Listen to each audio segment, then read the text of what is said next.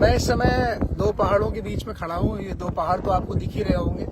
एक सामान्य सा रास्ता दिख रहा है, पर ये सामान्य रास्ता नहीं है, कुछ विशेष है। क्योंकि 1959 में, आज से कई साल पहले, एक व्यक्ति जो यहीं पर पास में एक छोटे से गांव में रहते थे, उनकी पत्नी जब बीमार हुई और उन्हें सबसे निकट चिकित्सा सुविधा की आवश्यकता थी, तो वो 70 किलोमीटर दूर थी और उन्हें पैदल जाना था। 1959 की बात कर रहा हूँ, आज़ादी ताज़ी मिली थी उस समय।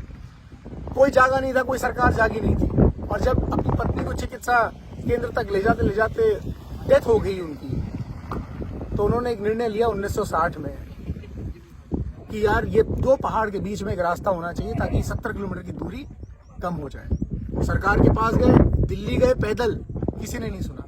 सरकार के पास और महत्वपूर्ण काम थे। उन्होंने उठाई छेनी और हथौड़ा और शुरू हो गए इस पहाड़ को काटने।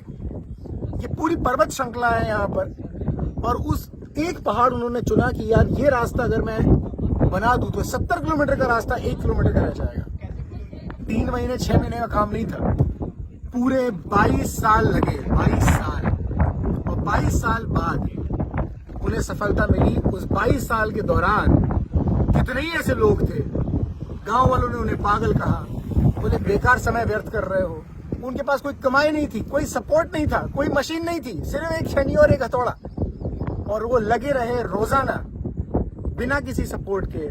आज जब ये रास्ता बन गया है, तो आज पीढ़ियां अपने आप को आबाद महसूस करती हैं, सुरक्षित महसूस करती हैं इस बात के लिए कि अगर हम इस गांव में रहते हैं तो हमारे लिए कुछ भी, कोई भी रास्ता दुर्गम नहीं है, सब सुगम है। क्योंकि किसी एक व्यक्ति ने निर्णय लिया था और 22 साल में वो कारनामा कर दिखाया, इतना धैर्य रखा। जो सरकार सुन नहीं रही थी, उस सरकार ने 2006 में उनको पद्मश्री के लिए नॉमिनेट किया। जो सरकार सुन नहीं रही थी, आज वो लाइन लगा के खड़े हैं उनके परिवार में से किसी को टिकट देने के लिए पार्टी का। तो सरकार सुन नहीं रही थी, वो यहाँ के आयोजन कर रही है, लाखों रुपए खर्च कर रही है, दरवाजे बना दिए उनके नाम के। जो सरकार सुन नहीं रही थी, उसने उनके मरने के बाद राजकीय सम्मान दिया उनकी अर्थी को।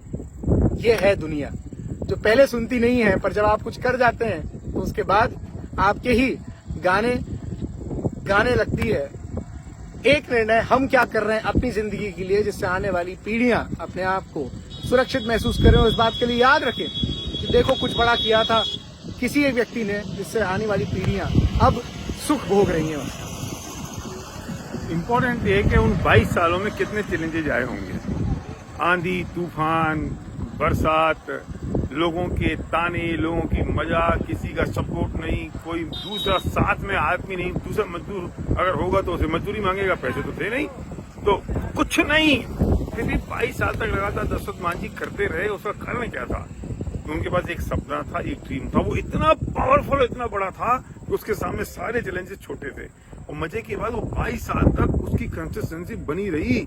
हमारी तो आज कोई सपना आता है, हम सोचते हैं मेरा ड्रीम है, 4 चैलेंजेस जाते हैं, हम छोड़ के बैठ जाते हैं। सोचो तो सही, इसका मतलब तुम्हारा सपना कमजोर है। मेरी बात, मेरी थ्योरी, मेरा वो सिद्धांत आज फिर यहाँ मजबूत होता है इस बात को लेते हुए कि आपका ड्रीम कितना मजबूत है।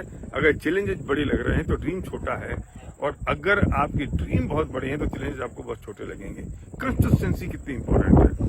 आंधी भी आई, तूफान आई, बारिश आई, रात हुई, अंधेरा हुआ। इन्हीं पहाड़ियों में दशरथ मांझी का खून छिपा हुआ है, इन्हीं पहाड़ियों में उनका पसीना, बहता हुआ पसीना छिपा हुआ है। उनके पैर में रात को सांप आ गया, सांप खा गया उनको, उन्हें पट्टी बांधी, कहाँ से पट्टी लाए, फिर रोक के रखा। आप कल्पना तो करो कैसे ऐसे ही हो गया काम।